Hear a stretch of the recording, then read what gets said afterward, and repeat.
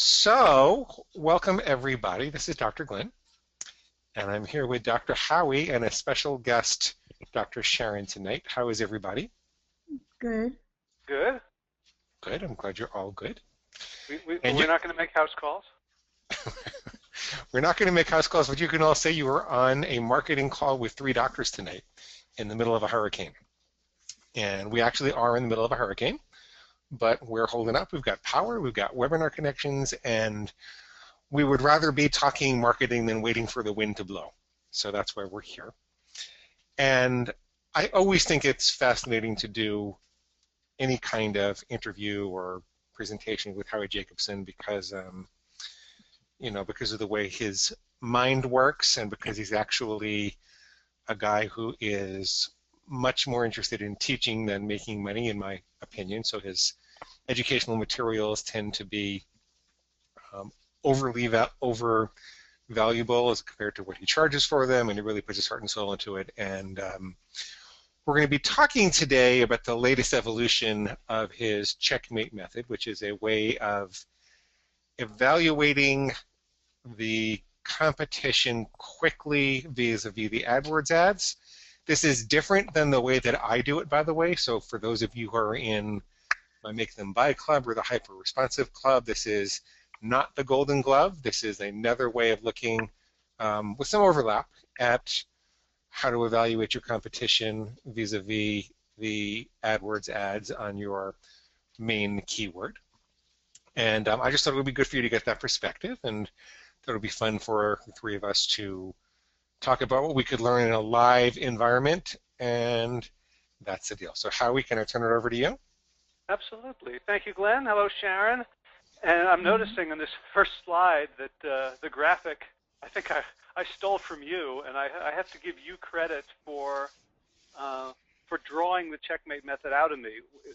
Years ago, all it was a table in Word that I sent to you, and you're like, this is really good, we should do a webinar on this. And it really snowballed from there. So I have you to thank as my midwife for okay. for the charming toddler that Checkmate has become. Cool. And I also want to invite anyone who's listening in. Actually, folks who are listening in, if you could just type hello or a limerick or a knock-knock joke or something into the questions box, just so we know that you can hear us, that would be awesome.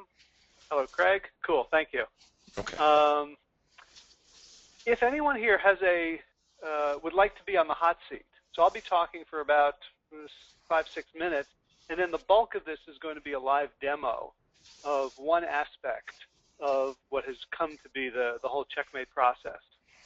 So if there's someone who would like to be on the hot seat, here are the requirements. First and most important, you need a working audio connection, meaning a decent mic that you can be heard clearly, and there's no feedback, so probably best if you're on a headset and not just on the external speakers and microphone of your computer, and that you have some sort of interesting business or market or something you're thinking of doing. And if you just, in the question box, just type in if you'd like to volunteer, just give me a little bit of information, and I'll keep a quarter of an eye on it while I'm going through the presentation and pick the one that I think will work the best for this webinar. It's always much more fun to do this without a net. And if everyone else thinks that this was, if it goes really well and you assume that it was a shill, at least one person will know that it was not planned in advance. And if it goes really poorly, then that's my excuse. So I'm waiting for someone to. We have. Oh, Okay, we have a couple.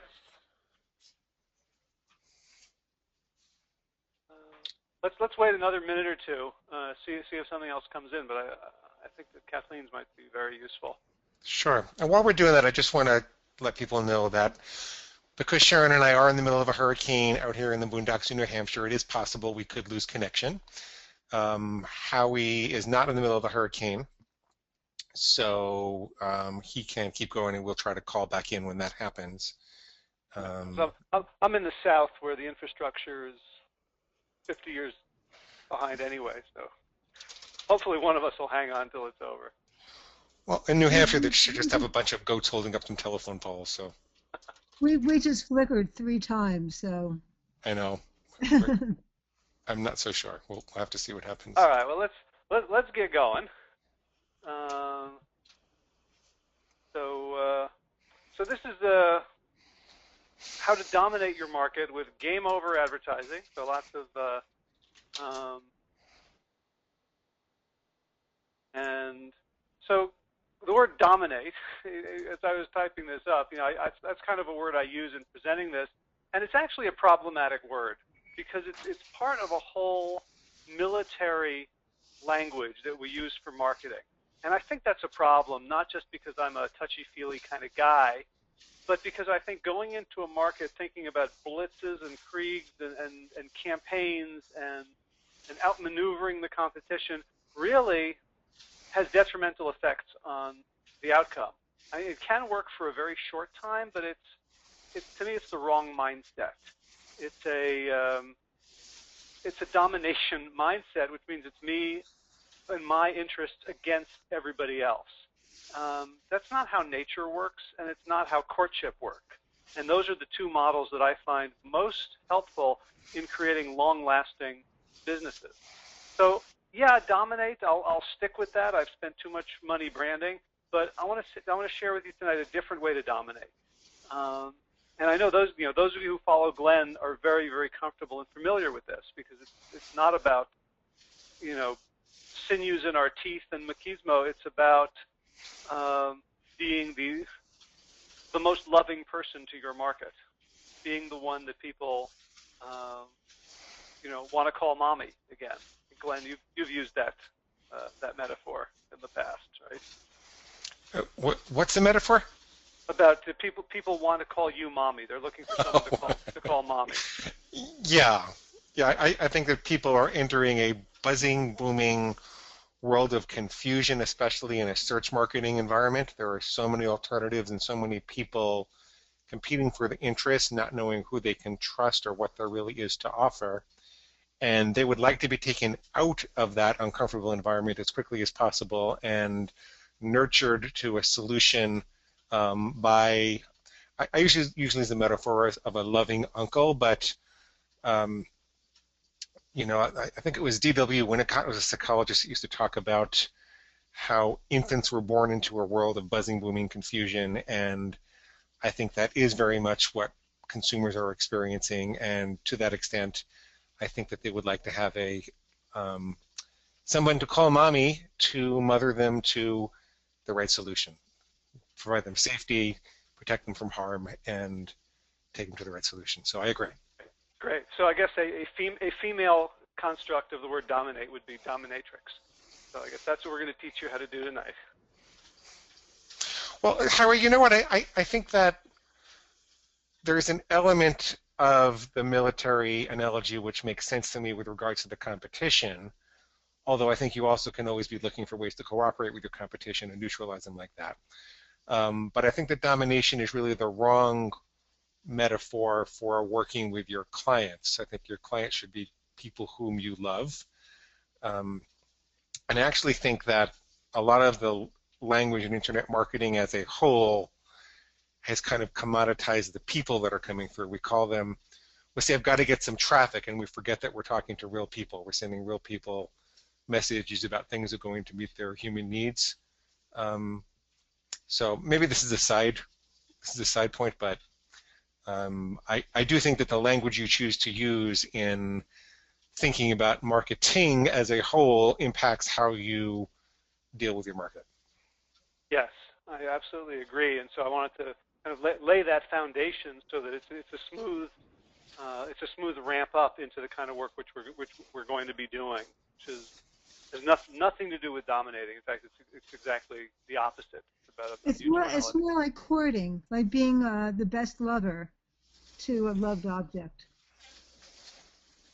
Right. So someone says you hear a strange hissing sound in the background when I'm speaking. So I can speak a little bit louder. Do you guys hear anything? Yeah. I don't. I hear a hiss as well.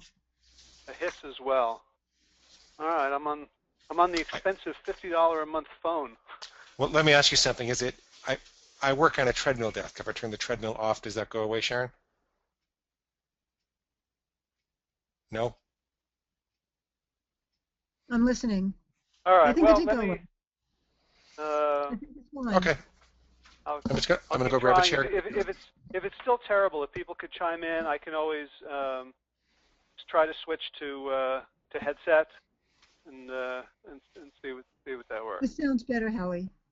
Okay. It was probably the treadmill. Okay. Good. So, and that's why I got into this line of work, to avoid treadmills. So if you could figure out what your market really wanted, the question is, what would that do for you? So I've used this metaphor in the past. This is the Google search results page on the right. So the woman on the left is Scarlett O'Hara from Gone with the Wind. She's the most desirable young woman in all of the South. And you can see around her are all these men trying to get her attention, trying to win her favor. And they are just a sea of sameness. They're all dressed the same. They got the same type of haircut. They got the same facial expressions. They're saying the same things. And she's utterly bored with all of them. And the result of that sea of sameness is any one of them would probably have been a fine husband for her. They're all well. Absolute wrong guy because he differentiates. And we know how that turned out. So the Google search results page is your prospect is Scarlett O'Hara, and all of your competitors and you are all the suitors doing absolutely the same things, saying the same things. It's like every ad was written by a committee of all of you. And what passes, and Glenn, this is another quote that I've gotten from you, is that what passes for testing, 10 different ads, is actually really just 10 versions of pretty much the same ad. So people seem to attribute that quote to me, but it was actually David Bullock who said that first. All right, I'll send him an apology. So, but yes, it's very easy to become myopic in your testing, and because of the video game nature of AdWords, people like throw in all these ads, but they don't realize that they're essentially all 10 variations on a very small theme, and that's what we're talking about. So here's the big problem is it's challenging to cut through the clutter, but anyone could do it. But by cutting through the clutter, you risk being irrelevant or unappealing.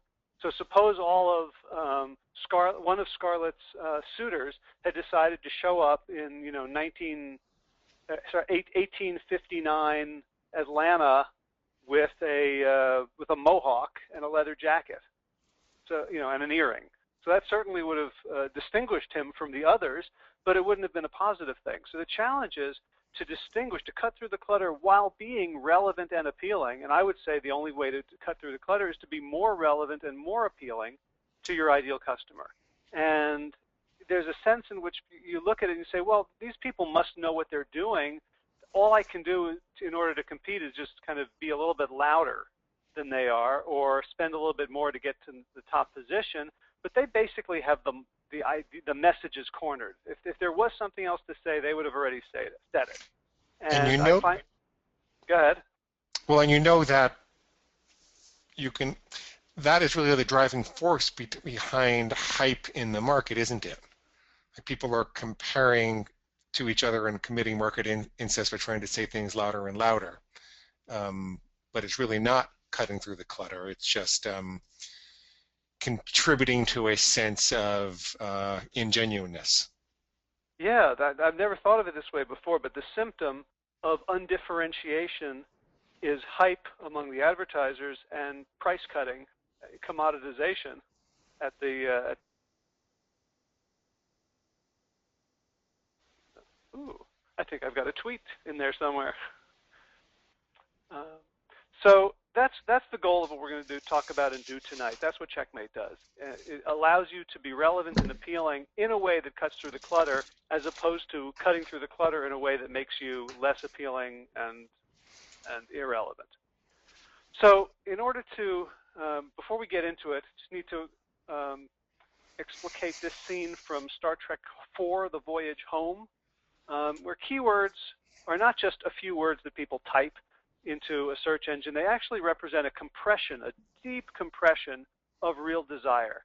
And so in this scene, the Starship Enterprise crew has been beamed back to 20th century America, and Scotty is trying to interface with the original Macintosh computer, or the Mac, and he's trying to talk to it. And he says, "Computer, computer," and of course it doesn't do anything.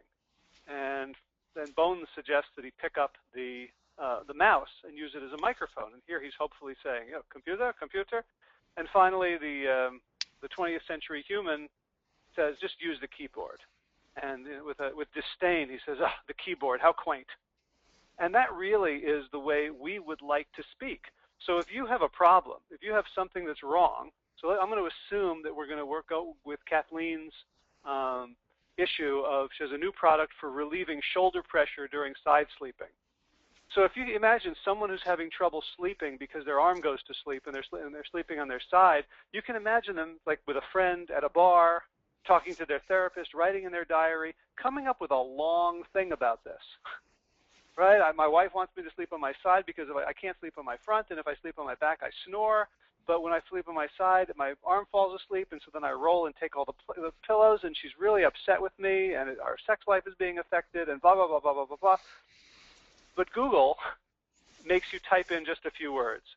Google is that guy with the tie going, "Just use the keyboard." And so you have to understand, if that keyword is not what the person wanted to say, it's what the interface made them say. So what we need to do to market effectively is to take a lot of liberties with a decompression back to the original desire. And that's what we're going to be spending time doing. So one other concept is the concept of the ideal customer. And Glenn, you have done a lot of work, and you've influenced me a great deal in how I think about this. Where that not everybody who types in that keyword, even if it's your best keyword ever, is your customer. That there's a big circle of people who are never going to be your customers. There's a few maybe some days, and in the middle there's a small group that's like your perfect fit. I'd love for you to just talk about that for a minute because you do it so well. Well, I mean, Howie, my position is that I think that every business should try to position itself on a bullseye keyword, and that bullseye keyword might not be the only keyword that you advertise on. In fact, it won't, but you'll develop a center of gravity for your marketing that becomes like a powerful star that radiates outwards. And so the classic example I always give is in weight loss. Rather than trying to create just another weight loss site, we created Emotional Eating Secrets, which was focused on the bullseye keyword for emotional eating. And the benefit of that was that our messaging became very sharp and focused for people who had self-identified as being overweight due to emotional or stress eating issues. And because that bullseye message was so sharp and so strong, when we did wind up advertising to keywords like overeating or even weight loss, we then had a message where maybe it got a lower click-through rate because it wasn't just about weight loss. And if you look at people typing in weight loss, the vast majority of them are not interested in emotional eating solutions. But those who are and would click on an ad now have entered a sphere where there's dramatically fewer competitors. Like there might be thousands of competitors literally in weight loss as a whole, but there's only like a half a dozen to a dozen decent ones in emotional eating. And so if I can pull people out of that broad volume in weight loss and take them into the emotional eating world, I've got a much better chance of converting them. And I mean, the other reason that I think that so from the ability to attract and convert a volume of prospects in an AdWords environment, I think that works really well.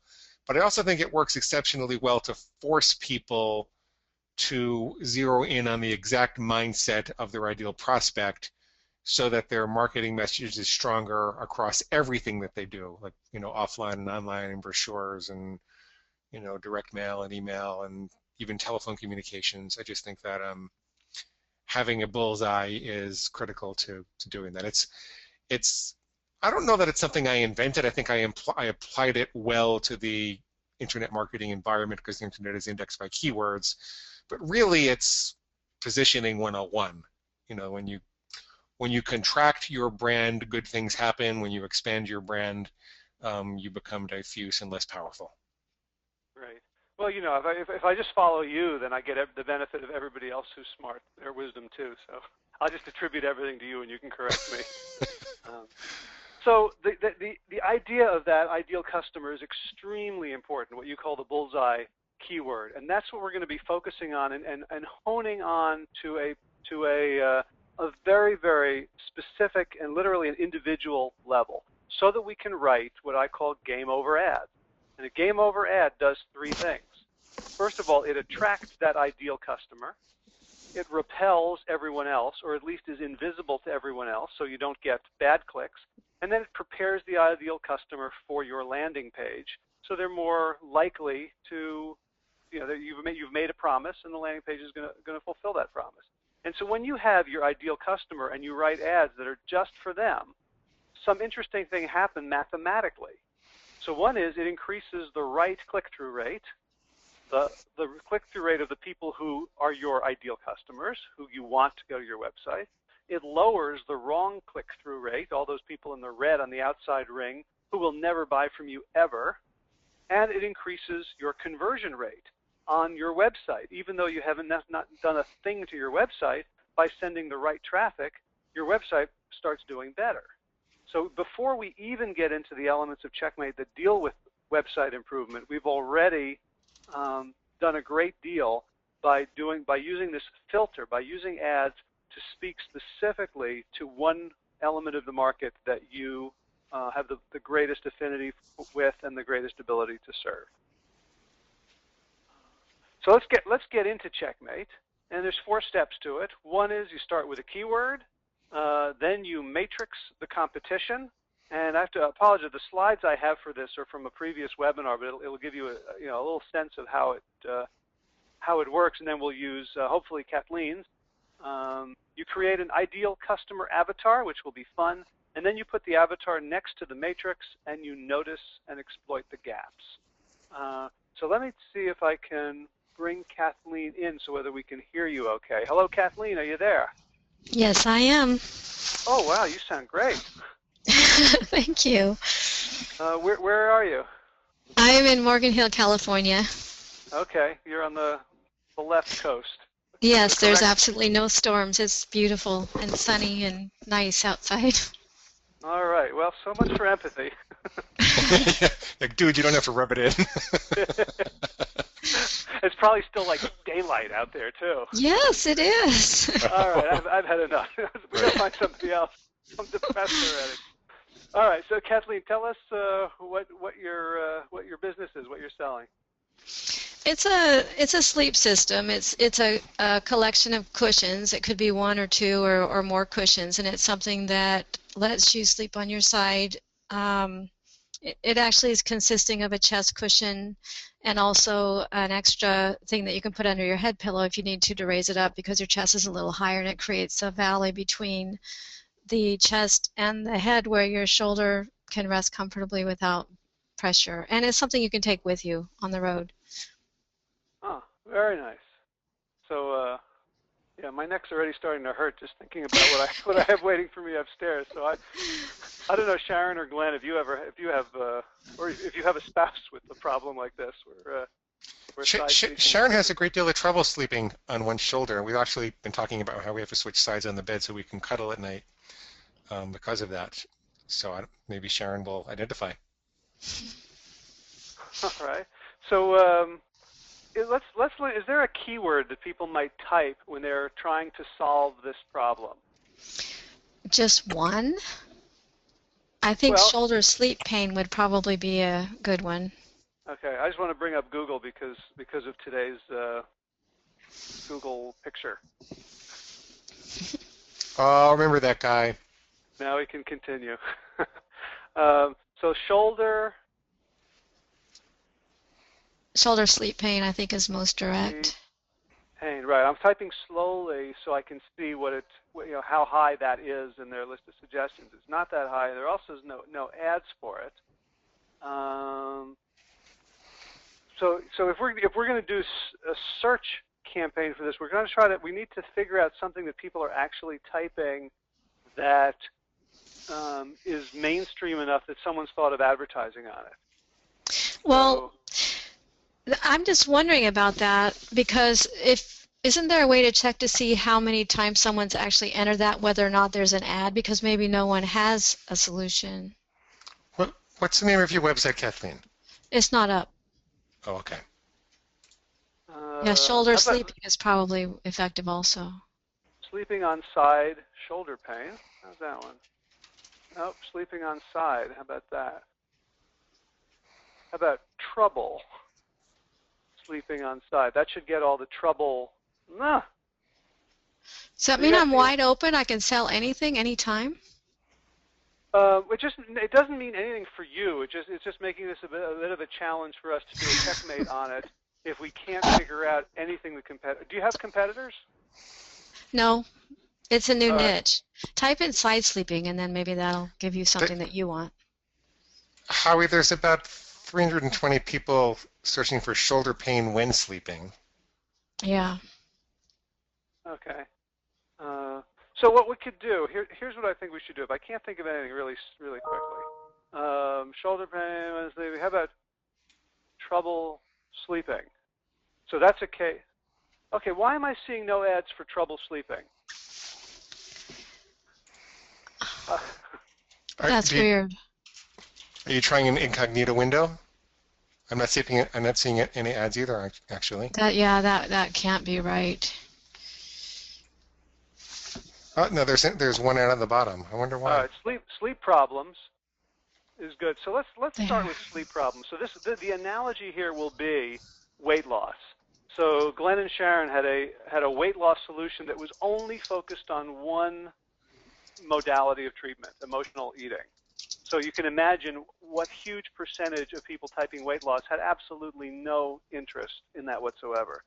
So here we've got sleep problems. Some percentage of people with sleep problems, their problem is they got sleeping on their side and they end up with shoulder pain. So actually, you know what I'd rather do here? Let's see if I can adapt this. And we say we have no. Yeah? Howie, I am seeing a few ads, just a couple, and shoulder pain when sleeping. They're on the bottom for some reason today. Shoulder pain when sleeping. They're on the bottom. Why? Okay, neither of these is a real ad for me. The Ask.com and iVillage. Right, I agree. So, I think what I'd like to do is let's try it. You know, here I am saying this could work for anyone. Let's try it without going through the matrix, and let's just figure out who your avatar is and see if we can come up with an ad that we could use. So we'd probably use it for sleep problems or trouble sleeping or one of those bigger ones.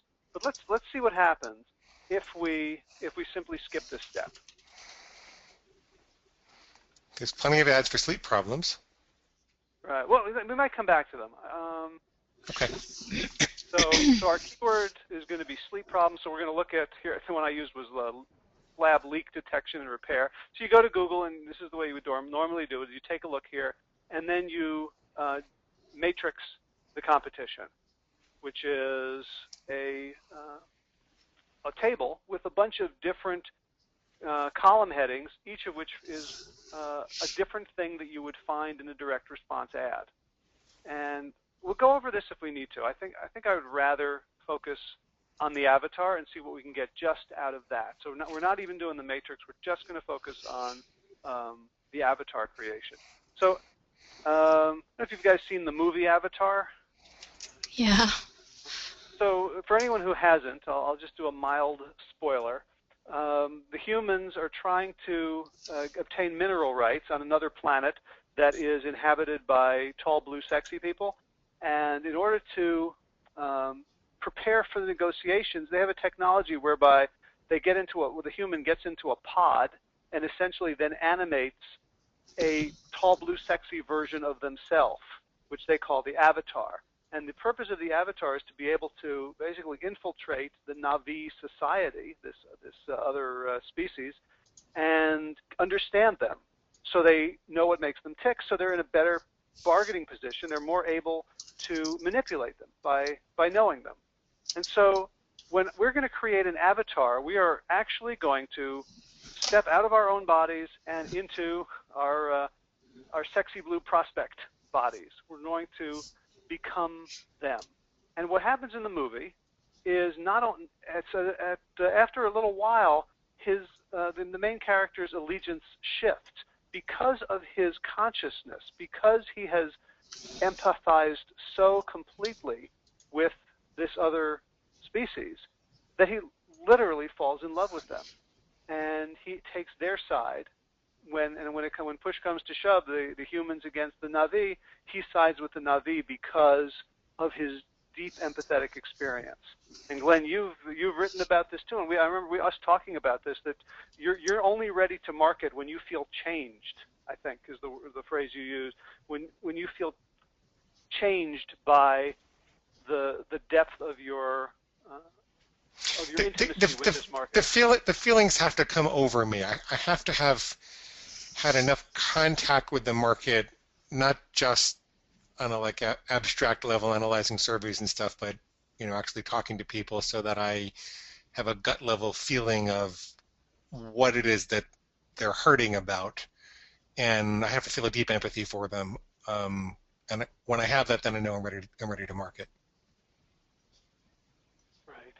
So this is a method of getting the data through intuition. So if you've read a lot of surveys, you have collected a lot of data, and it has filtered down into an intuitive part of you, and it may not be immediately accessible. Or maybe you've been selling to these people for a long time, or maybe you are in your market. And so that what the avatar creation method is meant to do is give you access to your intuition, and possibly to some things that are outside your intuition.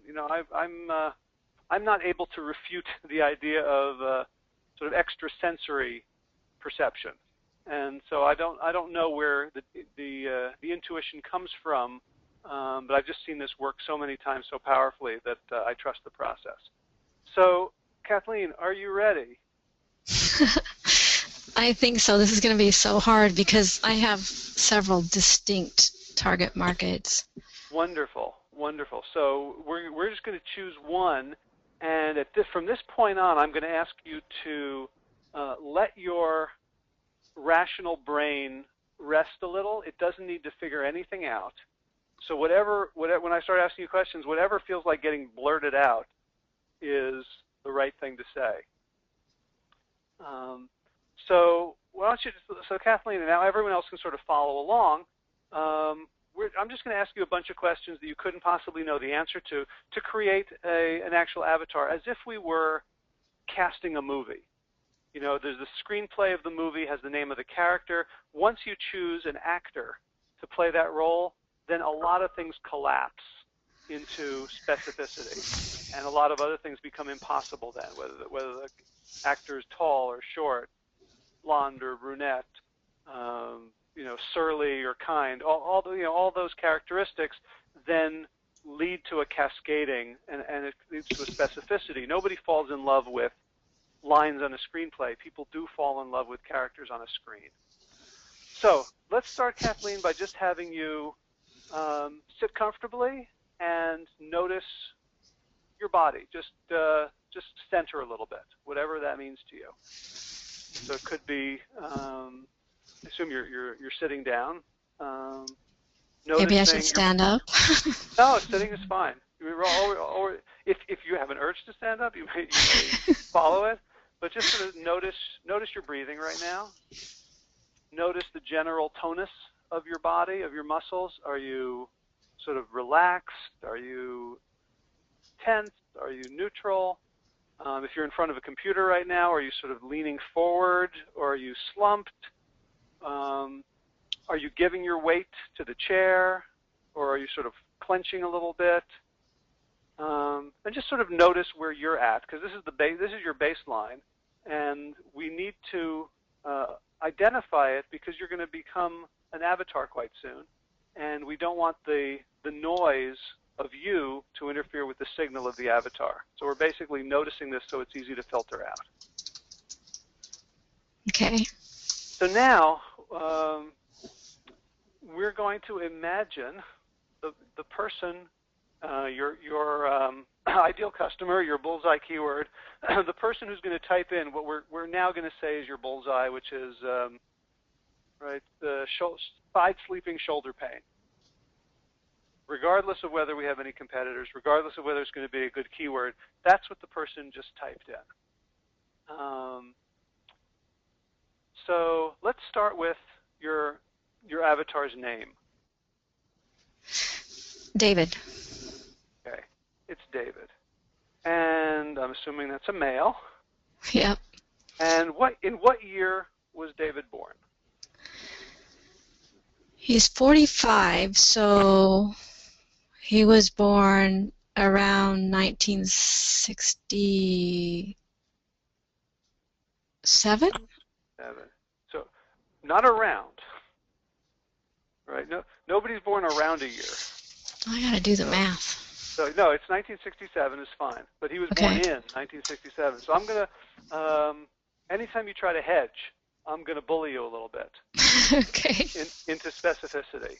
So because we're trained as marketers to be demographers. You're trained to say, well, he's in his 40s, and demographic segments are in their 40s. People are 45. So he was born in 1967, the same year as. I'm trying to remember which Beatles album it was. I think it was Sgt. Pepper. And so when he was 14 in 1981, what was he listening to? And anyone can type this in, because I don't know that Kathleen is a student of top 40 from decade to decade. There might have been some Springsteen in there. I'm better at the 70s. Okay, well, you made him too young then. No. All right. So Craig says Michael Jackson. Yep. The Clash, says Glevin. Okay, excellent. So we're kind of filling out some of the edges. So tell me now, David, what's his relationship or family status? Married with children. Married with children. Okay. And how many children? What ages? What sexes? 3 children. The youngest is 4 years old. The next one is 7, and those are 2 boys. And then the oldest one is a daughter, and she's 9. Okay. And what's his wife's name? Mary. Mary. Okay. Great. And what does David do for a living? Oh, gosh. What does he do for a living? He's teacher. Teacher. Okay. What subject or what grade or where? Biology, 7th grade. Okay. Biology, 7th grade. So it's a large middle school. So you can fill up four daily classes of that. Okay. And cool. Okay. What does he like to do when he's not teaching biology? He loves to golf. Golf. And tennis. Okay. So he also coaches, I assume. Yep. Yep. Okay. Track Do they have a coach. golf program there or just tennis? Not in the 7th grade. Right. Okay. Tennis and track. Tennis and track. Okay, cool. Where does he live? Portland, Oregon. Portland. Okay. Who's he going to vote for? Oregon, they vote for Obama. Everyone in Oregon? I hope not. So That's what my dad said, that the Oregon goes to Obama. So okay. So but David himself is more left than right? I don't know. Let's make them right. Okay. So he's going to vote for Romney in the upcoming election. Okay. And so I'm going to invite other people to throw in your own questions in just a minute. Let's go through a couple more of these because what I find is people love to be good consultants and they love to ask specific questions about his sleep habits. And I like to slow things down and paint a much wider brush, give them some backstory, because then your answers about the sleep problem will be much richer and informed by this nuance and this backstory. So when he was a child, what did he want to become? What did he think his life was going to be? He's going to be a fireman. Fireman. Okay. Why didn't he? When did that dream die?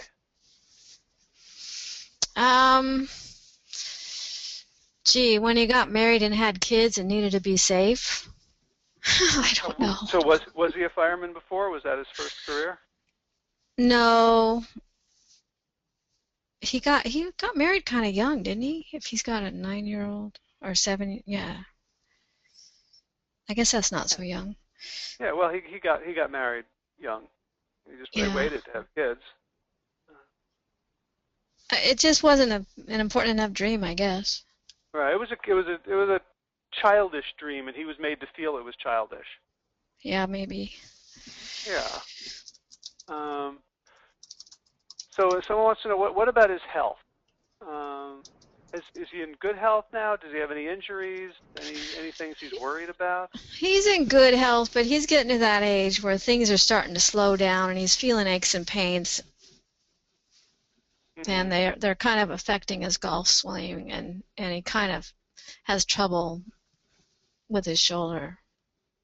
Okay. And the two sports that he loves most are both really shoulder dependent, aren't they? Yep.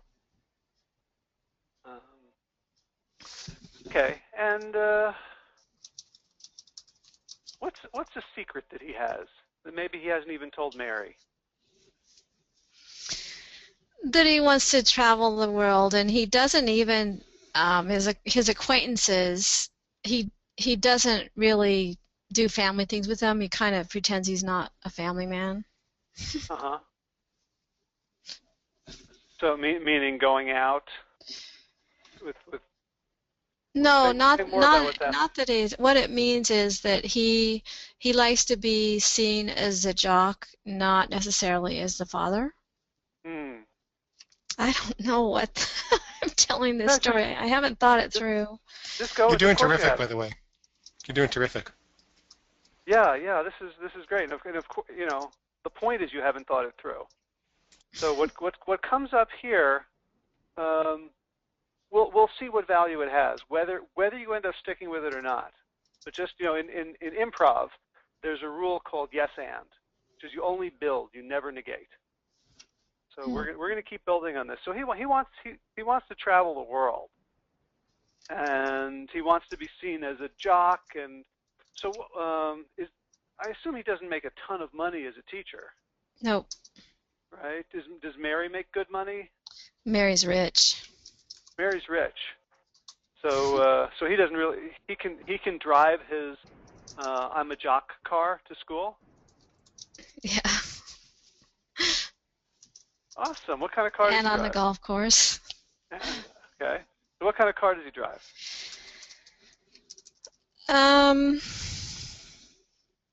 He has a BMW. BMW. Convertible? No. Oh. It's just it doesn't look fancy, but it's got a lot under the hood. Okay. And that's kind of how he is when he plays golf and tennis, right? Mm-hmm. He sees himself as, nothing fancy, but just powerful. Yeah. And just technically great, right? Teaching biology, you got to be into details. Mm-hmm. So what's really important to him? So he's got this image that he wants to maintain of himself as a jock, as a well-oiled machine, which expresses in his BMW, which expresses in his tennis and his golf game. Being young and not getting that? old is really, really important to him. Staying Why? physically fit. What was his parents' health like?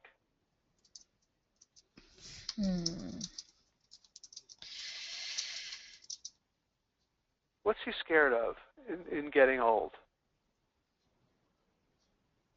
Well, his parents, in the times that they lived, they didn't really have that as a priority. Also, it just wasn't important to them.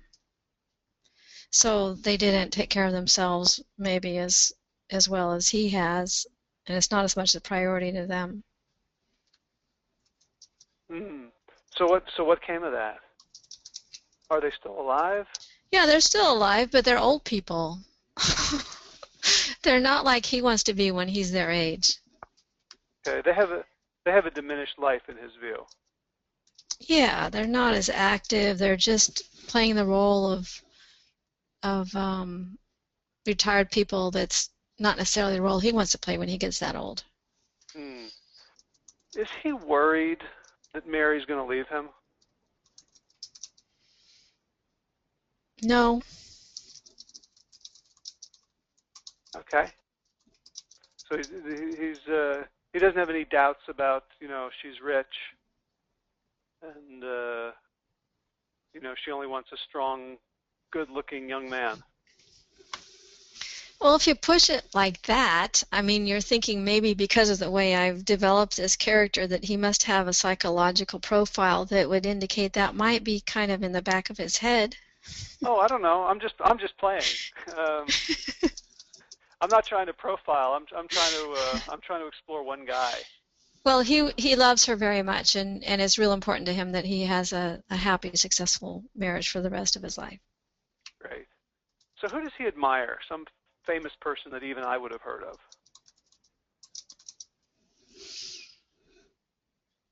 He admires Tiger Woods. Tiger Woods. Still? Yeah, that was the problem with that answer is yeah, he does, secretly. Okay, that's cool. What did he think? Was he following the whole Lance Armstrong thing? Of course, because that's what he does. He's a coach. Right. So what are his thoughts about Lance? Disappointment. Is he judgmental about it? Yeah, a little bit, because he admired him and felt a little let down. Right. I'm sensing a bit of I don't know if it's an internal conflict, but just trying to balance the need for high performance with the need for taking care of yourself. I'm wondering that maybe he's wondering if the two don't go together. He's been so all out in performance that maybe his engine is wearing down. So I think it is, but I think he's noticing it when he's trying to sleep and his shoulder's bothering him, and it's interfering with his sleep, which interferes with your health, and just age in general makes you start feeling aches and pains about that age. Mm-hmm. Okay. So what's his favorite He's still movie? young and vital, though. Okay. And he goes to the gym and works out. His favorite movie? Yeah. He likes those, what are the... James Bond? No, not James Bond. The ones, the CIA fellow Bourne? that... Yeah, the Bourne Identity movies. Thank you, Jay. Okay. So. Thought you were going to say Austin Powers.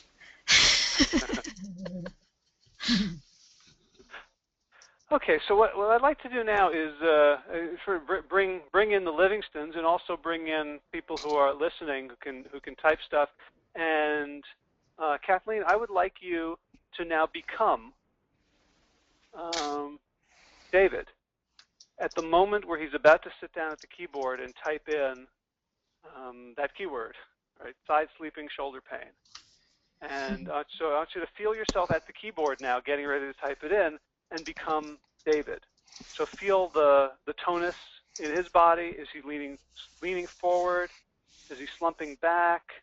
Does he have a sort of a anxiety or a resignation? Is this sort of he just had this great idea that he can solve it, or is this like a last gasp hope? He's just kind of thinking, well, maybe I can do something about this, and I got a few minutes, so I'm going to check it out. Okay, so I want you to become that character now. So when we ask you questions, you're going to answer as David. Okay. Okay. So let's open it up, Glenn and Sharon. If you have questions for David and anyone else who has them, please just type them in, and we'll see what we can get to in the next 5 minutes. So David, what's your fear? My fear is that I'm hurting myself by sleeping on my side and waking up with a numb arm. And what else do you fear? Pardon? What else do you fear? What do you mean by hurting yourself? Well, I'm damaging, causing harm, so that I won't be able to continue with my athletic activities that I like so well. Uh-huh. What do you think Permanent harm? Pardon? What do you think is really going on? I think there's a circulation problem, and I don't know what happens when circulation happens like that. I don't know what's happening to my arm, and I'm not sleeping, obviously. Well, I am sleeping, but it worries me, so it interferes. What were you going to say, Glenn? I was wondering if David was concerned that this was going to be permanent damage. Yeah, a little bit concerned that there might be something going on that's going to be a long-term impact. And what would be the single worst?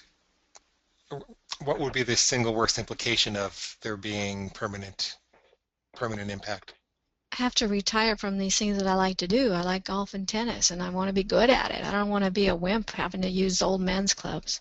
Sure.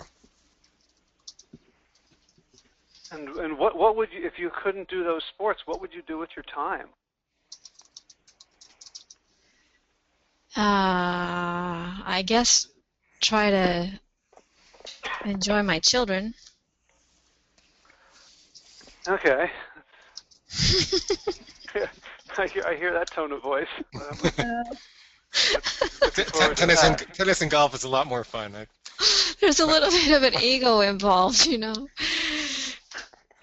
I'll play with my ball boys. Boys. Oh, no. Maybe I'll take up basketball and shoot hoops or something. Yeah.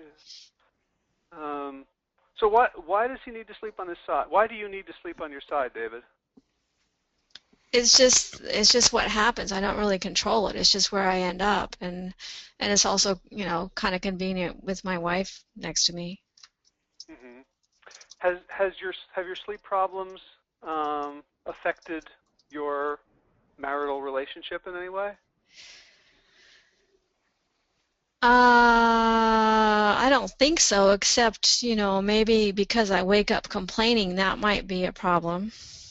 Mm-hmm. But you don't wake her up or steal covers or anything like that? No.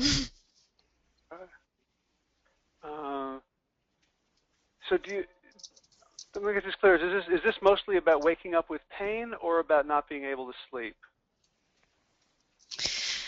Well, it's kind of waking up with pain, You know, I have a really comfortable bed when I'm at home, but sometimes when I go other places, I don't have that comfort, and so it's even worse when I'm on the road,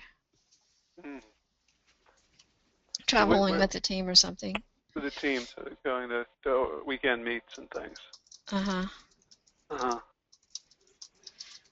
Okay. So other questions from anyone? I encourage people who are listening to participate with some questions. It will, you know, it's a different level of engagement and learning when you're actually, you know, putting yourself out there. Because Kathleen has put herself way out there.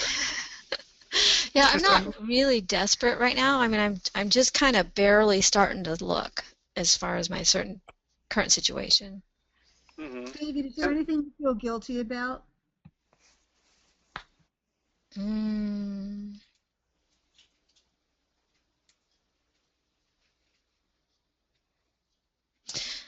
I feel guilty about getting older and having aches and pains because it just doesn't fit me. Hey, whoever is typing in as JIE, it seems like he's got a lot of empathy for what David is going through, says it might fit him. I'm wondering if you'd be willing to say a few things out loud. JIE, would you be willing to join us?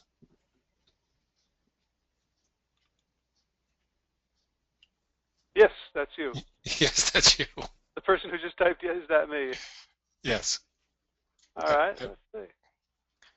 And now the mysterious JIE. Hello. Got to turn his or her mic on. It is on. I think his name is Joe. Okay. Jay or Jai? Jay? Well, I'm looking at his email, and I think it's Joe. Hi, Joe. Can you hear us? Oh well. He's good. Trying to turn his mic on. So just jump in when you're ready. If anybody else would like to. Are you able to hear me? This is Joe. Hi, Joe. How you guys doing? Excellent. Hey, so I'm wondering if you might talk about the elements of David's struggle that you empathized with, and see if we can get a little more clarity, and maybe you have some other questions for David. Okay, well, it's funny because as I'm listening to the conversation, and especially I recognize that I have had that problem. Right now it seems to have improved in my life, but for several years, and sometimes still, I do wake up with real pain in my shoulder. And I don't know, I'm 55. Of course, my boys are a little older than David's. But I guess what I would be worried about is, I mean, if my boys were as young as David's, I would want to be able to spend more time with them, to be able to play sports with them, maybe to teach them to golf. And I guess that, and honestly, of course, we all worry about our health and if it's going to get worse or better, if this is going to continue, if we are, I think what I forgot her name. I'm sorry. We've been calling her David. Kathleen. Kathleen. What Kathleen said about injuring it worse, I definitely have thought about that. So I guess that would be a big deal. So those are just some of the thoughts. I did relate to it because I have definitely had that problem. Did any of the other stuff? So we were talking the specifics of the problem, the shoulder itself. Did any of the other elements ring true for you when we were going into sort of a psychological profile? Yeah, actually, a lot of them did. In my situation, though, I definitely don't golf. I'm not really a big sports type person. I spend more time just, so those things didn't ring for me anyway. Let's see. I'm not trying to be a jock, I would say. But I'll be honest. Honestly, I don't think at all in that situation. I'm very much more intellectual, I would think of myself. Like I like computer things, and I like social things more than sports. Honestly, I don't even read sports in the section of the newspaper. I open up and I like business things. Okay, but I don't know. I'm not David here. I'm not David. So see, that's the problem with coming up with a specific avatar, because this is really a general complaint. I mean, it's pregnant women, it's people with sleep apnea, it's like a whole host of different things that I can target. Right. And so we can certainly talk about how to use this so that it doesn't feel like it's boxing you in, but it's expanding your possibilities. But right now, let's sort of just appreciate the fact that we have created an avatar who is now distinct from someone that we've identified as really having the problem. So we can see, we can put in relief what are the differences between two men who have the same physical complaint. One of them centers his life around sports and activity and power, physical prowess, and the other has much less of an investment in that and likes computers and business and intellectual pursuits. Just writing ads for those two men, even if they were born on the same day and had the same family structure and the same bed and the same pains, we're talking about very different motivations. All right, so what I like to do now is, and Joe, thanks so much for jumping in and playing. That really helps us. Thanks, Joe. Surely. It sounds like a great product, by the way. Thanks. Yeah, we all need to find out more about that. So what I'd like to do now, David, is to have you spend now just a minute or two. We're not going to do a full 5 minutes, but writing a diary entry. So you're going to sort of answer 3 questions. What problem are you trying to solve? What feeling are you trying to get rid of? And what feeling do you want to have at the end of the search? So, you can start a Dear Diary, I'm really worried that. It's sort of just scribble for a minute or two. And everyone else, if you think of phrases or thoughts or ideas or concepts that would go into that avatar diary entry of David, just type them in the questions box. Do you want me to speak? You can. Let's just take a minute to. Okay. If there's anything you want to sort of jot down. If we're doing this in a live workshop setting, you'd have, you'd have done this before. You'd have plenty of time to do it, to actually sit and write.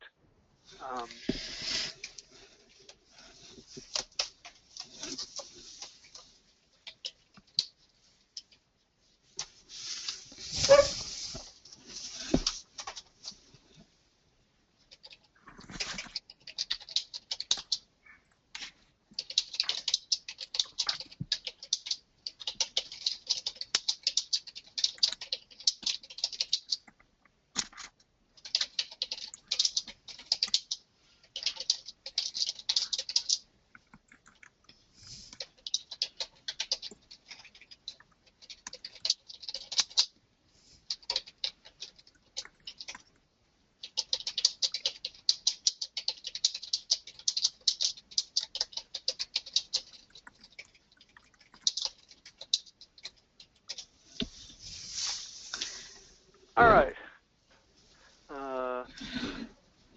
So let's see.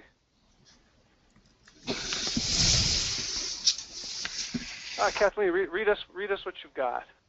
I just said, really worried that it will get worse. Really just want to sleep without concern. It doesn't seem fair to have to be disrupted during pleasurable sleep. Sleep's one of my favorite things. Okay, great. So to expand on that a little bit, I hear, not fair, and I really just want this, and it's not fair that I can't. So I have a feeling that somehow I'm at the raw end of something. I don't deserve this. I take damn good care of myself, and it's not even anything that I can fix because I'm frigging asleep when it's happening. It's not my fault. I'm feeling really like I've spent my life controlling my body, and here something happens, a sneaky thing happens when I'm asleep, and I really hate it. And it's stealing the things I love the most. My sports, my energy, my feeling of being strong and powerful and happy in my body, and God, I love sleep. And sleep has always been the thing that's regenerated me. It's always been the thing that has brought me back. Whenever anything happened, sleep was always healing. I'd have a rough match. I wrestled in high school, and I would come back limping and good night's sleep, and I'd be ready to get him the next day. And even that's being taken from me. I really just want things to be made right again. I want balance. I want the scales to be balanced back so this is a just world. I believe that everybody should get what's coming to them. That's why I'm a Republican. I don't believe in unfairly tilting anything. I think people, should take responsibility for their actions, and if they screw up, it's up to them to bail themselves out. It's not for me to bail them out. And here I am in a position where I can't bail myself out, and it's not my fault, and it's driving me crazy. What can I do? You're pretty impressive. You know me. So, and Glenn and Sharon, feel free to add anything. That was awesome. I agree, Howard. You're doing a great job. Wow, I have to tell my wife I'm channeling Republicans now. She'll really be impressed. So now what I'd like to do is have everybody, and so Kathleen, we can welcome you back. Thank David for his time. But Kathleen, you're back, and All right. so you've done a lot of work, and hopefully you've gotten some insights. Whether they're going to be valuable for you yet, I can hear you have doubts about, you have concerns about how to use this process and whether in fact it will be valuable. But I'd argue that you're the last person now who should be writing new ads. I'd like everybody else on the call to just take a minute and write down something that would go in an ad that would speak to David. Some phrase, some concept. One of the tricks I like to do is to put a headline in quotes and see if you can come up with 23 characters in quotes that would be something that David himself would say. And then he's going down the search results page and he sees that and he immediately, jumps onto it.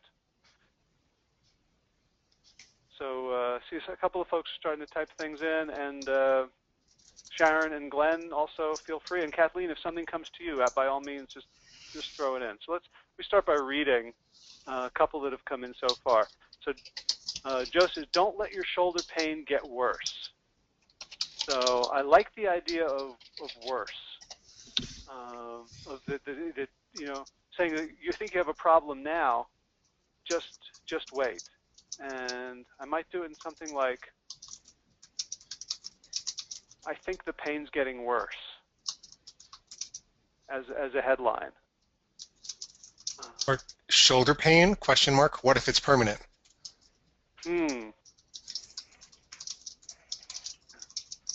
Sure, yeah, or something that really gets them curious about it.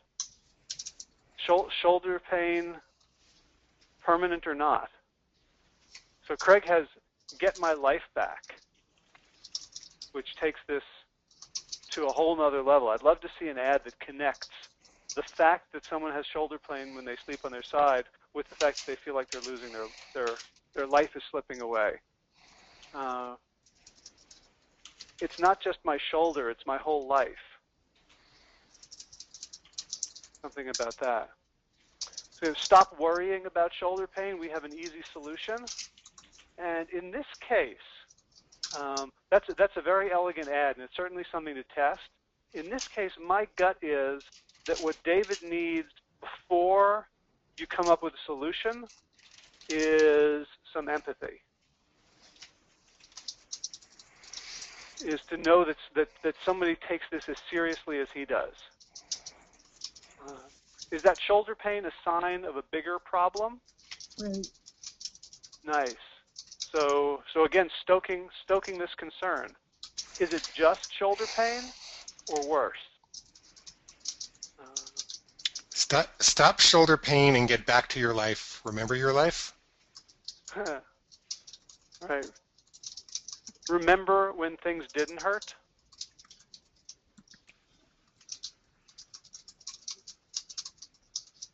You know, sleep should be a pleasure, not an ordeal.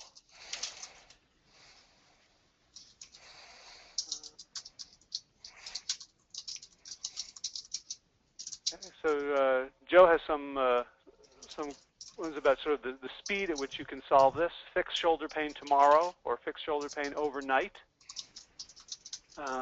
Which, if the problem is a lack of circulation due to poor mattress pillow coordination, we haven't talked at all about the product. So there's ways of doing this where the entire Checkmate process works on strategic differentiation. We're really just working on one level of an emotional connection. But if I had this problem and I had your pillow set up the right way, it wouldn't take a couple of weeks. It would be better instantly, right? Yep. Yeah, because whatever is being pinched is the problem, and your pillow's.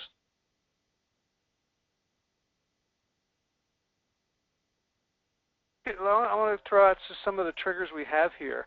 What ad could you write for someone who loves golf and tennis?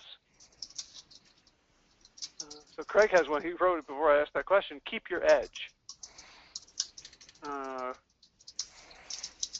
Sleep badly, play badly. Something like that.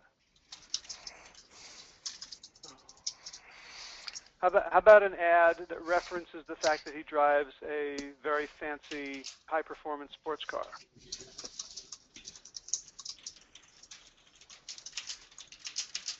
Is your car in better shape than you are? That's a great one. And these would show up when they do the shoulder ad, right? When they plug in those keywords. Right. So, you could think about an ad that would relate to his desire to travel the world. Maybe something about dreams. What do you dream when you're in pain?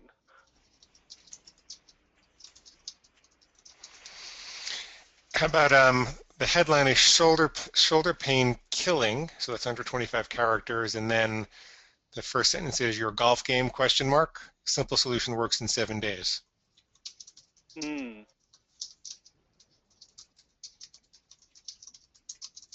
Shoulder pain killing your golf game or killing your tennis game, or what about something about Daddy can't pick you up today, in quotes.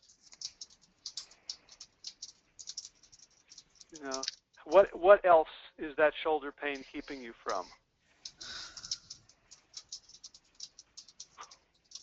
Ooh, we got a couple of powerful ones here. Kathleen, if you're standing, you should sit down now. Alpha male becoming weak. Reclaim your life from the prison of shoulder pain. So, in case Grandpa can't pick you up anymore. Go from 0 to 60 faster than your Beamer. Right. So at this point, I think we could go on a lot farther, and I'm going to speak to your concern, Kathleen. But so far, for what we've done so far, can you see value in it? Mm-hmm. Is there stuff here Absolutely. that you can think of using? So talk a little bit about what you've gotten here that you might deploy somehow, somewhere. Tying into the emotional concept and realizing that because they've typed in the AdWords, they did that part, so when I display it, I don't have to say those same AdWords. I can address what I think the underlying feeling is that's driving them. That's beautifully spoken. I don't think I've been teaching this for 10 years. I don't think I've ever said it that well. So I'm so stealing that. Yeah, that they've already done a lot of work, and they're already driven by a desire / fear, and by connecting emotionally. So if we go back and look at what sleep trouble. Let's do it again. Let's remember trouble sleeping. What do we say?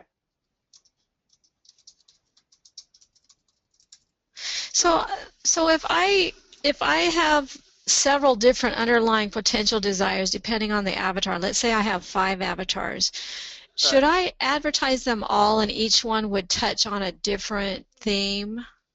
And depending on which one interested them, they would click on it? Okay, so let's talk about that in just a second.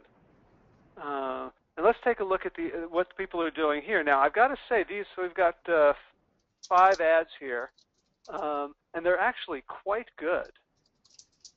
I rarely see a search results page with so many interesting ads.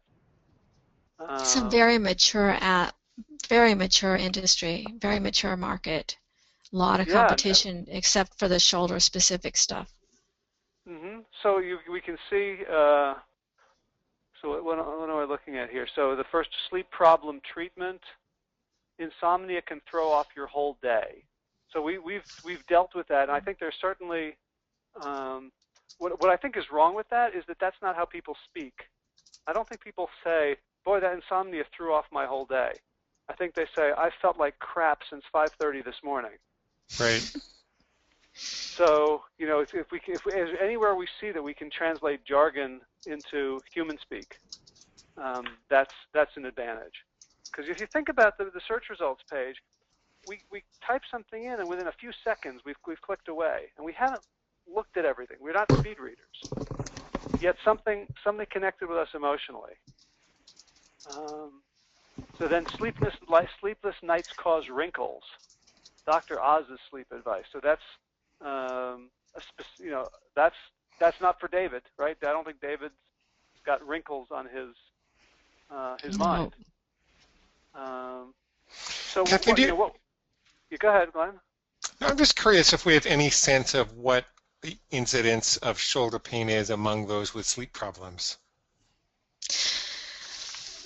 I don't know, but I know that I've shared a little bit about this product, and I would say that 90% of the people that I talk to say, I need that, but I don't know that they would all buy it, but I think it's extremely common because we all have bumps on our shoulders, and unless you have a really fancy mattress that magically distributes your weight so that it solves the problem, I think it's a common thing.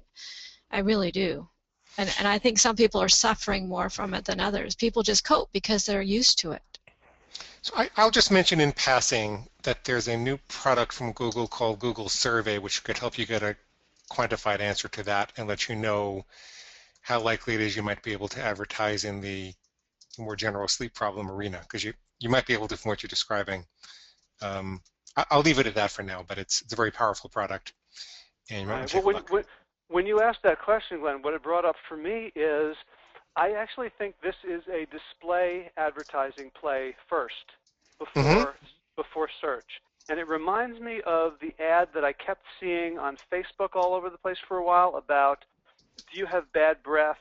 Take the spoon test, where you're supposed to scrape the back of your tongue with a spoon, wait 30 seconds and smell it. And if it stinks, then you have bad breath. And then the answer is to get this tongue cleaner. And I think it was a tremendously successful campaign. And what you have here is people have a known problem, but they may not realize that they have it. So if you're advertising, this is the answer for right now for what do you do about all your different avatars. So David becomes your avatar on golf and tennis and BMW sites. someone else becomes your avatar on, home and gardening sites. Someone else becomes your avatar on parenting with toddler sites. And you can then explore, well, who, is David the right avatar for golf and tennis? Or are there something else? So now you could do 3 different ads for just the golf and tennis people, or for just golfers. Yeah, there's so many things. I think you're right, and one of them is the athletes, muscle training and things like that. There's a whole.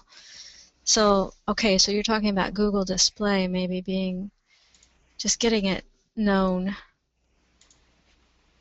Well, yeah, we'll start. So what we're doing here is we've created a fantasy, a fiction. Yep. And so you quite rightly raised a concern that, well, we just made this up. So the next slide, anticipate, this, I just made this up, it's not real. Your corollary to that is, I've got a whole bunch of them. It's not, I can't just base my whole business on one when there's a whole bunch of them, and I don't know, I want them all. That was a really cool magic trick, Howie. What's that? That was a cool magic trick you just did. Thank you. I know a little empathy. So I would say yes, and the three canned answers for this is that first, there's probably a lot of truth here. So Joe already said, even though he doesn't resemble David in some of the important details, in other ways he feels like these exact profile parameters fit him, and that is fit. So, just from being who you are and knowing what you know about people and about this market, you already have created some truth. The second thing is, if you don't go for it, and especially in a market like this that is pretty savvy and does have some pretty good copywriters behind it, if you just say the ordinary things, you're going to be mediocre. You're going to be part of the crowd. You're going to be at the low end of this crowd, because most of them are coming up with pretty good pitches of one sort or another. Like, yeah, for wrinkles, or for insomnia can ruin your whole day. So this is already deeper stuff than I'll see in almost any market. And third, AdWords is the world's best testing playground. So you take this stuff. Let's say we come up with 4 good ads from the list that we got today. This is being recorded, so you can come back and listen to it. And let's, one of them is about the, say alpha male. Another is, get my life back. Daddy can't pick you up today. One other, and then you just rotate them on the display network, and you see which ones gain some traction, which ones are the market speaking. You speaking to the market the way the market is speaking to itself, the way people are thinking inside their heads. And so if none of them do well, you say, well, that one didn't work. Let me try it again. Let me get some more people together. Let's play the game again. Let's come up with another avatar.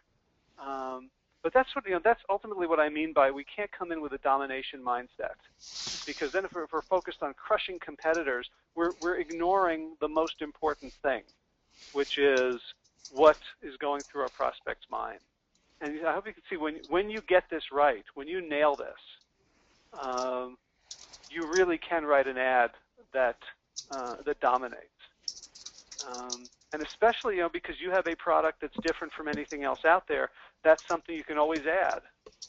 You can add a guarantee. You can, talk about why this works. You could offer a video demonstration. There's lots of ways in which you can position yourself differly from the anyone ad else out there. In the ad itself. Okay. The ad is just 130 characters making a promise. So if you say, watch this video, someone with 9 years of sleep pain solved it overnight. It's not magic.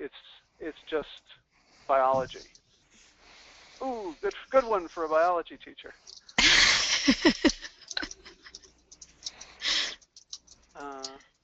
So Kathleen, I hope this is helpful. If not, this specific avatar ends up to be, your bullseye. But just the notion that no matter who it is, no matter how you had answered, we would have come up with a lot of rich ways of speaking to their interior life. Yeah, this is very interesting and helpful. Thank you. You're very welcome.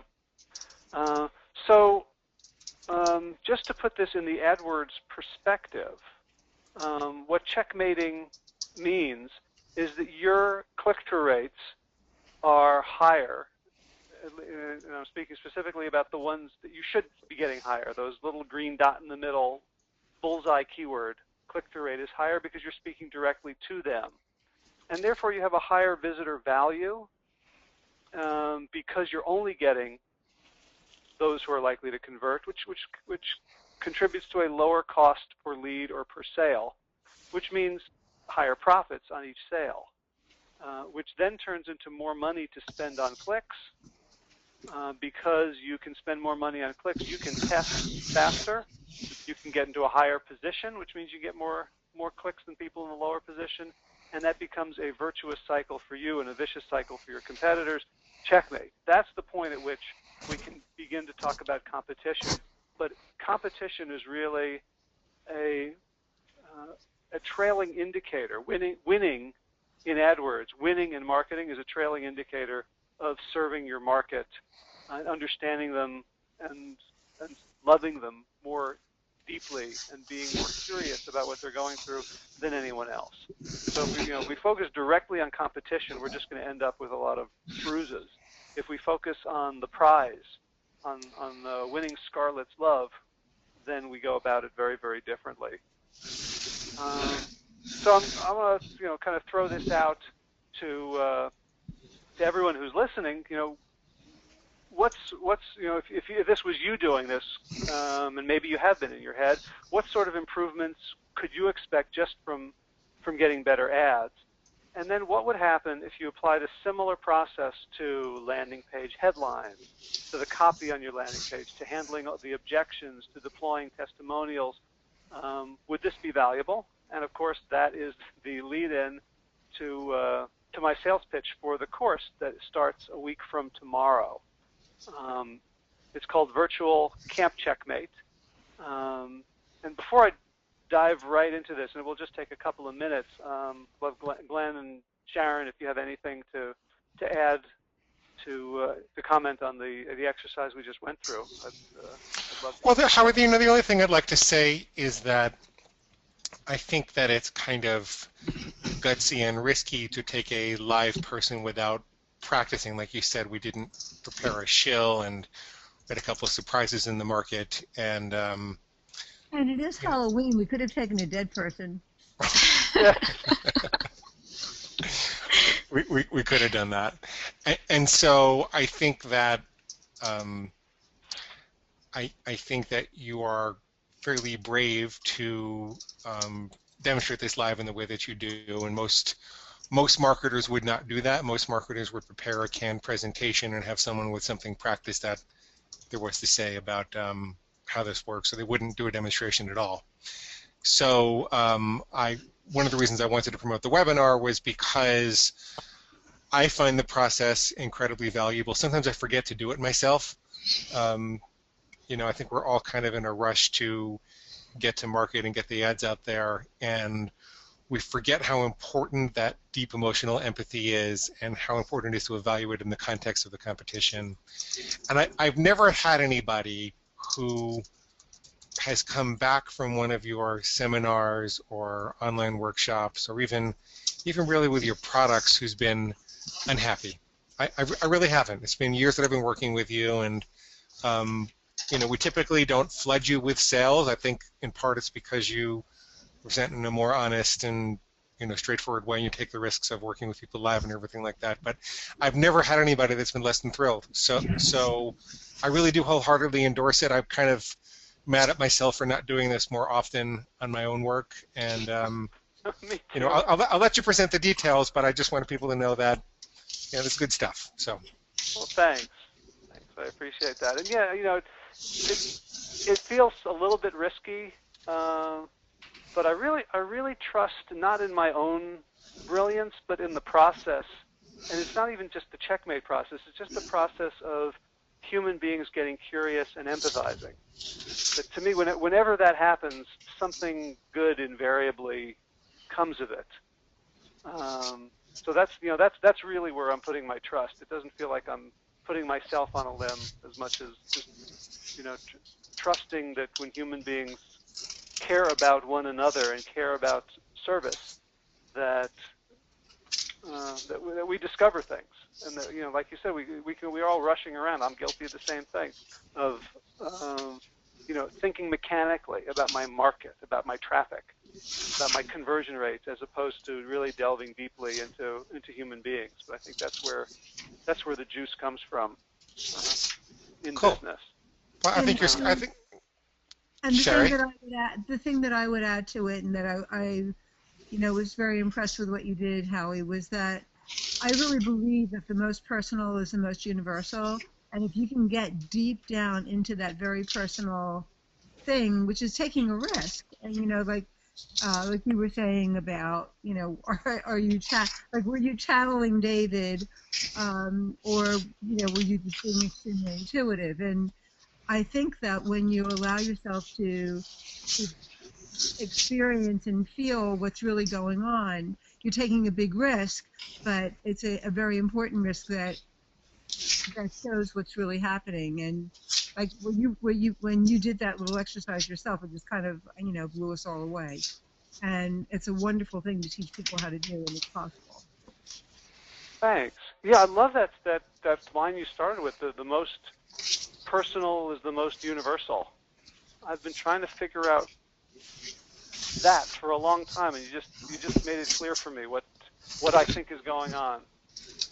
Thank you. Carl Rogers said that many years ago. Oh, he's one of my favorites. I did a video today in which I quoted Carl Rogers as saying, you can tell when someone is experiencing real empathy because it feels so damn good. Right. Sharon actually used to work with him, but that's another story. Oh my goodness, I've got to hear more about that. Yeah, right before you passed away. Oh, wow. Well, the only thing I want to do more than hear about that is sell my course. So I want to talk just a little bit about. See, I'm gonna mute out some of the folks. So Kathleen, I'm gonna mute you out now. Thanks so much for playing. It was you did awesomely. Thank you. And I want to hear more about your product because I think I need it. All right, so thanks. So there's seven weeks. The first week is the Checkmate Matrix, which is what we didn't really do tonight because we couldn't find a lot of ads for the keyword.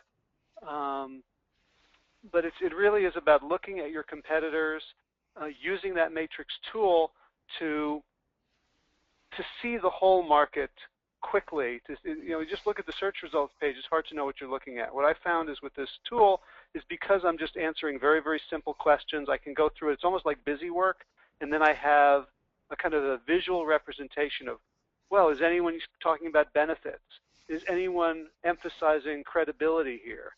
Are people using the keyword? Little things like that can give me a sense of what's the main thrust of this market. Is this about a price? Is this about exclusivity? Is this about avoiding future pain? Is this about taking responsibility? You can kind of get a sense quickly about what the market is saying. And just from doing that, I've had a lot of people in my live workshops immediately say, boy, I can't believe what they're all missing. Like before you've even looked at your avatar, you already know that, oh, these people are all saying X and nobody's saying Y. And Y is really important.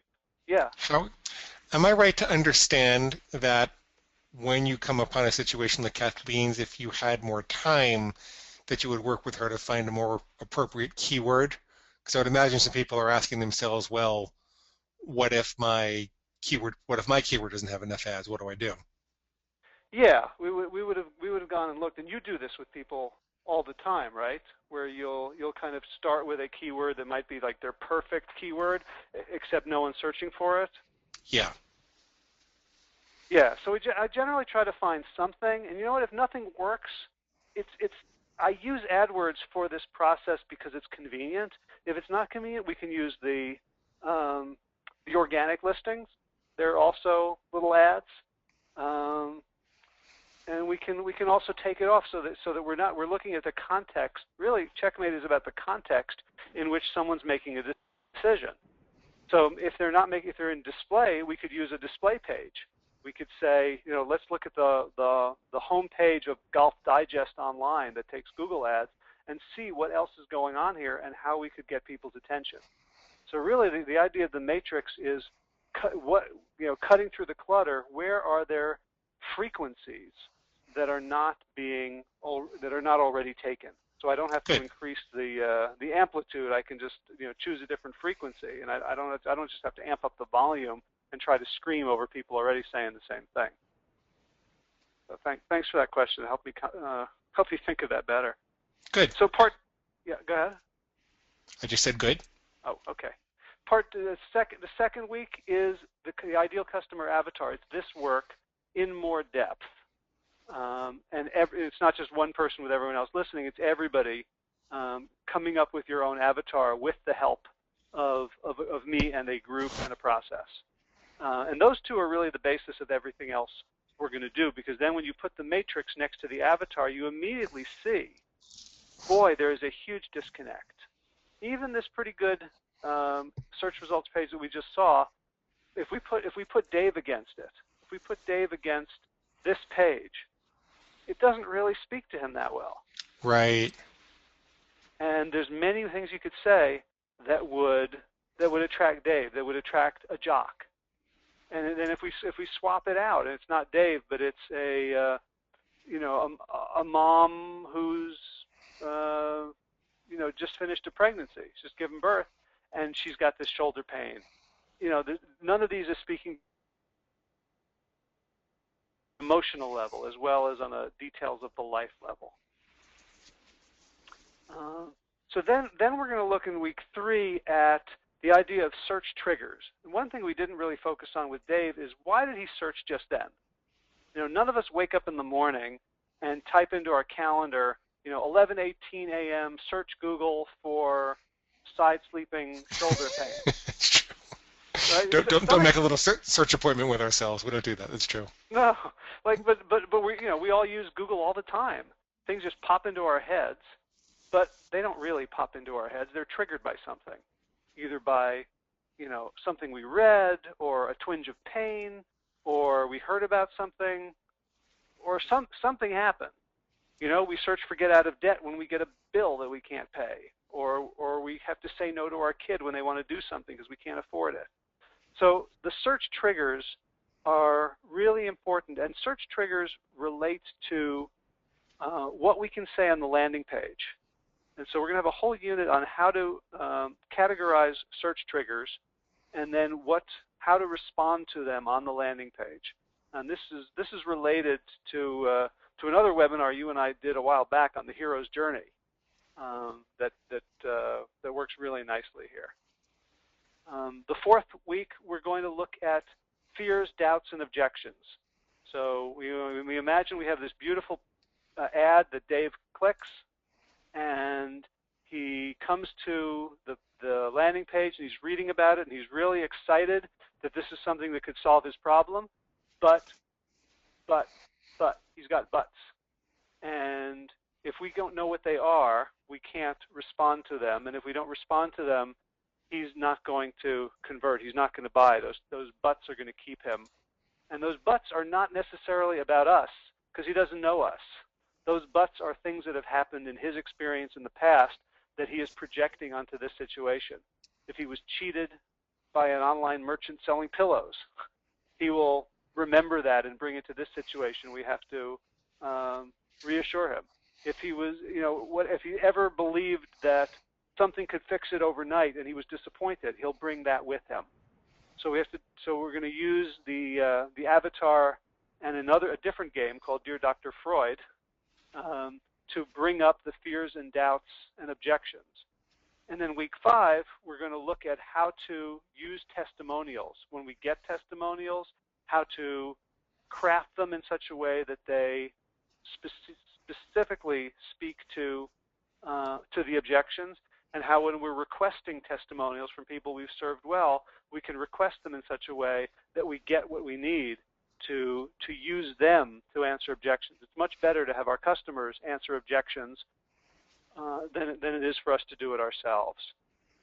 Week 6, so as Kathleen noted, you come up with an awful lot of stuff, and we need a plan for testing it quickly and efficiently. So week 6 is devoted to a testing plan.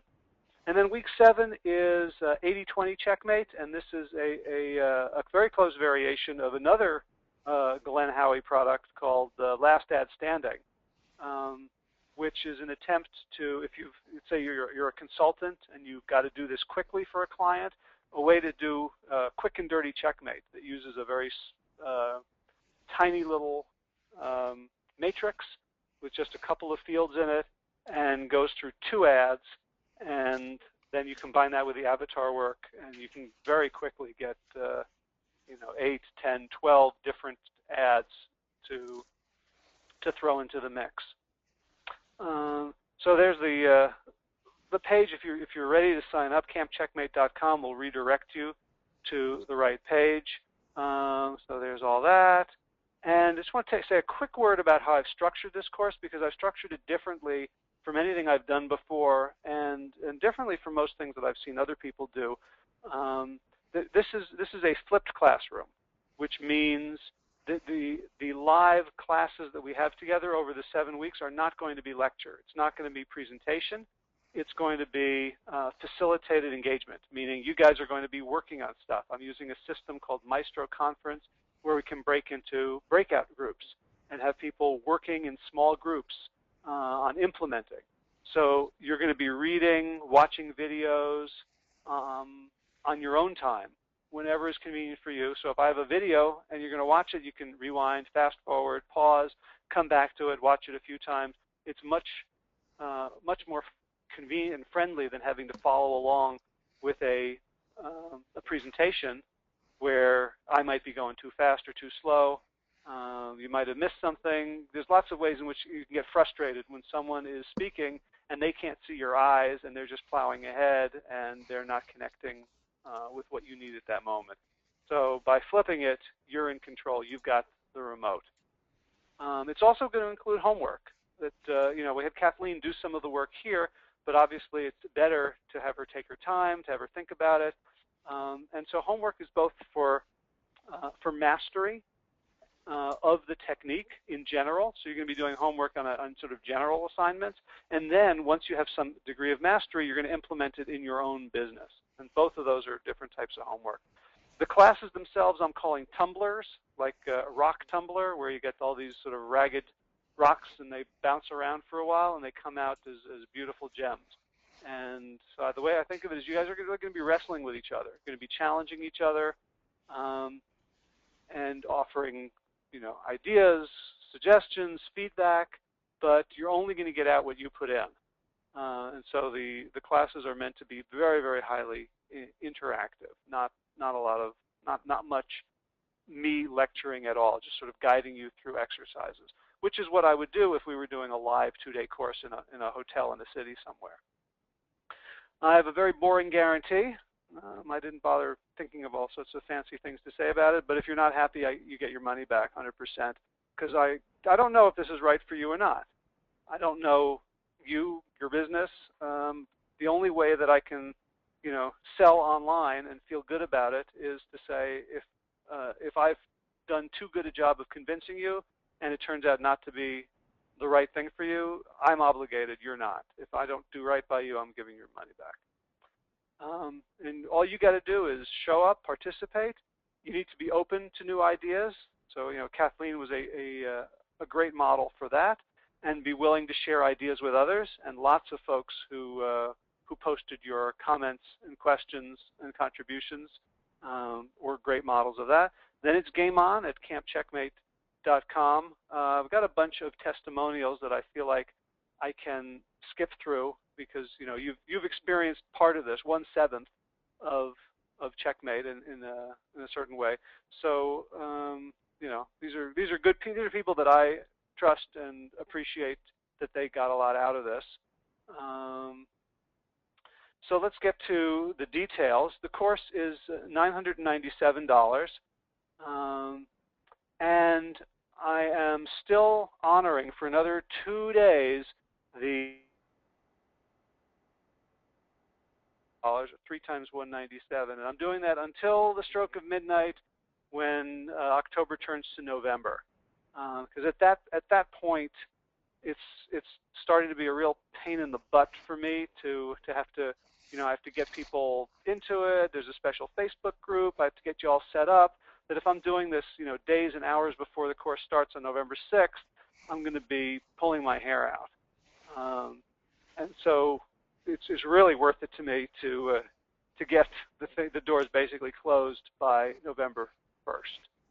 I'm not going to do the whole bonus section here with all the ebooks, the PDFs, the old MP3s, all this stuff that's sitting on my hard drive somewhere that I'm going to slap a name on, give a value to, and tell you can't do without it. Not because it doesn't work, not because I don't have really good stuff there, but because I want you to stay focused on Checkmate. I don't want you doing other things. One of the things I'm proudest of in how this course is set up is that it's very minimalist. I've tried to give you as little as possible as opposed to as much as possible. So who should sign up? You need to be in some sort of competitive market. If you're the only competitor and you have access to your prospect and you're the only one they're listening to, this isn't necessary. So you need to be, this works best when you are in a competitive environment. The course is less than $600 at this point, so I would say, applying it over the 7 weeks and lots of trial and error and lots of testing, doubling your sales is what I would expect for you. So if that's worth more than $600, and again, willing to give and receive feedback. The course is on Tuesdays, 1 p.m. and 8 p.m. Eastern Standard Time, U.S. So this time, but on Tuesdays. And I'm doing it twice on Tuesdays because some people are in Australia and some people are in England and some people will get up late and go to bed early. So I'm just doing it twice so I don't have to disappoint half of the people any given week. So Howie, that means that people can come to either one. They don't have to come to both? Right. They can come to either. A lot of people do come to both, in my experience from other courses that I've done this way. I would only go to one if I wasn't teaching it, but some people, value the fact that they're different every time. And again, if you found this boring and pointless, then you shouldn't sign up, because this is for people who are truly fascinated by human nature, because that's where you're going to be spending most of your time, sort of wondering, like a naturalist in a foreign country, a foreign land, just looking at the human psyche and finding ways to play with it. So the 2 bonuses I am offering, and I started offering these as bonuses, and then I realized they really are, I can't not give them to you, so they ended up not being bonuses so much, but I'm still calling them bonuses. One is an extra module is going to come at the end about crafting your unique selling proposition naturally. And I say naturally because the way a lot of people teach you to do your unique selling proposition is they just give you a bunch of examples like FedEx and Domino's Pizza, and then they just say, now you do one. And it ends up being sort of very stilted and fake. But I found that after 7 weeks of Checkmate, that a USP sort of starts bubbling up that is very organic to your business. It is not something, some Franken USP bolted on at the neck. It's real. And then the idea of visionary business improvement is that when you go through this process and you really get to know your avatar, you'll start writing ads for things you don't sell yet, because that's the perfect ad. And the idea of visionary business improvement is, how do you take that and those marketing insights and actually improve your delivery, improve the core of your business from the inside and not just how you talk about it from the outside. And then, of course, I really want people to sign up before November 1st. So you're going to get 3 months of Checkmate support in the form of a super secret Facebook group and a monthly coaching call where I'm not going to prepare anything. You're just going to come with your problems, questions. You've got a new client you want to help with, or you've tried some stuff and you're struggling with it, and we're just going to do live coaching. Everybody on the line.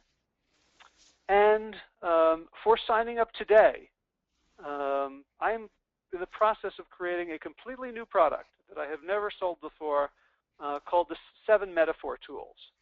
And I know usually when I start a new product, I think of it as like a $27 product, and then I keep writing, and then I add some audio, and then I add some coaching, and then and it ends up getting bigger and bigger. So I have no idea how much thing is going to cost or what the scope will be. I try to make it as small as possible to do the job. So I'm guessing it'll be closer to $27 than $397, but I am going to sell it, and you guys will get it for free, whatever it is, and however it morphs and grows. And that will be by the time when we're finished with this course. The 7 Metaphor Tools will be a really powerful add-on, and that's if you sign up before midnight tonight. Just as a little extra. So if you found this valuable, if you think that going into depth in with me, with this methodology, if you're comfortable that if it doesn't work out, you get your money back. So I would invite you to go to campcheckmate.com, read through, get some more details, and if it feels good, sign up. There's the 3 payment option is the default, but there's also, you can save a few bucks if you do a one payment. I think it's been down to $574. And if you have questions, you can email me, Howie@askhowie.com, and I'm happy to arrange a quick phone call, and we could figure out if it's right for you or not.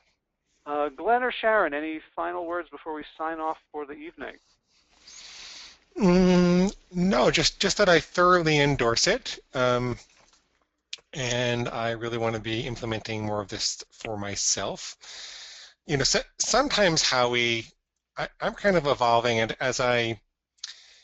the more that I learn about what really works in marketing, the more I realize that most people don't want to know. And this is one of those things where, like maybe this webinar had a little bit lighter attendance because it's not the kind of thing that people really want to know about it. It's the kind of thing that really works. And I find myself thinking as we're going through this, well, why are we teaching this? Why don't we just use it? Sometimes I really think, we're being too generous to do that. And so obviously you're not going to change your mind at this point, but I really do think that this is the kind of thing, if you feel like, oh my God, maybe it's too much work, or maybe it's just kind of too deep, or you don't want to go through it, well, that's the reason that it works. It's because most marketers don't want to take the trouble to do this. And I don't know, I think you can either go and chase another Facebook traffic course, or you could kind of step back and really understand your market and work on your advertising like this. So I really do wholeheartedly endorse it, and kind of proud to be associated with you, and I look forward to hearing from people who came back from this with improved businesses. So that's what I have to say. Wow. And maybe you want to take it. What? And maybe you want to take the course. I imagine Howie would let you do that. Yeah. And I really get it, and I went, oh my God, that sounds like so much fun and so productive. I want to do it. Oh, I'd love to have you. I've been a big fan of your work for a long time, so I'd love to keep playing. That would be great. So thank you so much, Glenn and Sharon and Kathleen and David and Joe and everybody. So there's the page. If you're interested, I'd love to see you on the other side. Give me a shout out, Howie@askhowie.com if you got any questions. And otherwise, Glenn, let's keep thinking up cool, fun stuff and sharing it with each other. Okay, you got it. All right. Good night, everybody. Thanks, man. Be well. You too. Stay safe in the hurricane, everybody. Yes. Amen.